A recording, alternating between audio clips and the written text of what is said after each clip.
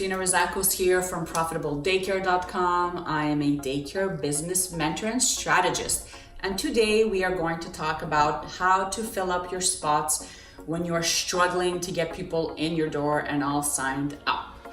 It's something we all go through, especially when we're just starting out.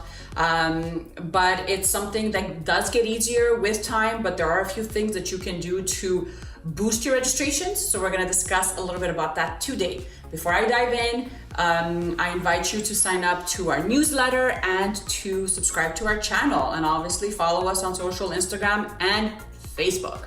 All the details are below in the comments. So let's get started. When it comes to registering kids in your center, a lot of people get really freaked out, especially at the beginning when you're a brand new business and you've done all this work and you invested so much money and time and energy, and you open your doors and you don't have anyone walking. And it's like, what do you do? Have you made a mistake? Do you start freaking out? Do you start looking for a part-time job? What do you do?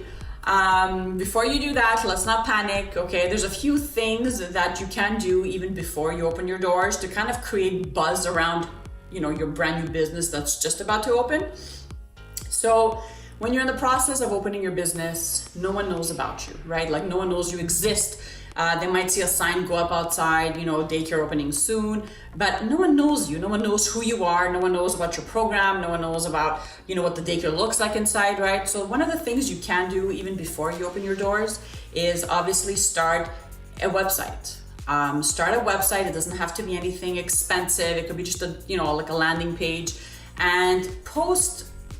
You could post on there, obviously, your daycare's logo, information, educational program, your hours of operation, a little bit about you as the owner. If your center is already set up inside the layout, maybe you could snap some pictures and just post them on your wall, on the Facebook page, on the website page, so people could start seeing a little bit and get familiar with you, your story, what the center looks like inside. And obviously you need to get people's information, right? So have a really cool pop-up that pops up, asking someone for their email, so that when you are ready to open your doors, they get alerted automatically. Another thing I would set up on my website is a wait list. So very simple. It's another form, the parent's contact info, the child's date of birth, and then how they could be reached. Very easy, very simple to do. Everyone's on their phones now. Everyone's always looking through Facebook and on Google and all that. So it's not something that's unheard of. Definitely do that. It has gotten me so much traction online, especially for when I want to fill up some spots. So definitely do that. And one of the best things about having your own website is that once someone opts in and gives you their information, you have their info, right? So if you're, launching a new program, or if you're, opening your doors, or maybe you have a few extra spots open, you can just send out an email asking anyone, hey, our daycare is presently growing. If you have, anyone that's looking for a spot in the, let's say, for a 5-year-old group, send them our way. It's an awesome way really to get the word out on your daycare. Another thing you can do is start a Facebook page about your business, right? Like, not your own page, I'm talking about a business page on Facebook. And this is really cool because if you set that up well, you can actually place ads.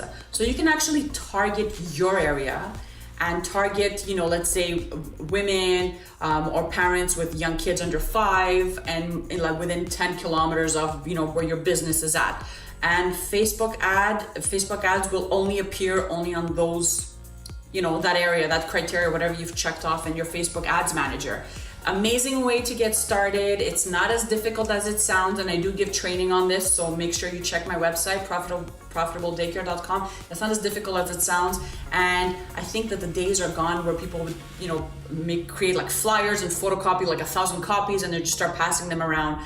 Everyone's on their phone. Everything is digital nowadays. So you need to get with the program. You need to upgrade your marketing, and you really need to invest some time learning about Facebook ads and targeting the right area and the right people for your business. So once you have your website up and running with all the forms in place, you have people's email addresses, you have a sign-up form for anyone that wants to place their child on your wait list.